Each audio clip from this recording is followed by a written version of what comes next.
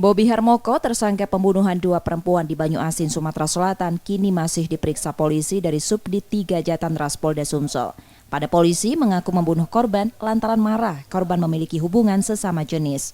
Peristiwa itu terjadi di rumah yang berada di Jalan Dreamsland 2 Merintai, Banyuasin, Minggu malam lalu.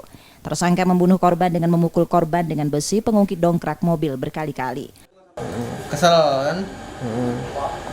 Tunggu belum balik-balik sampai jam 11 malam lah kan. Ya aku tanya waktu dia balik, bukan urusan kamu katanya. Tambahlah cekcok mulut kami itu. Jadi kok lah refleks besi itu langsung apa?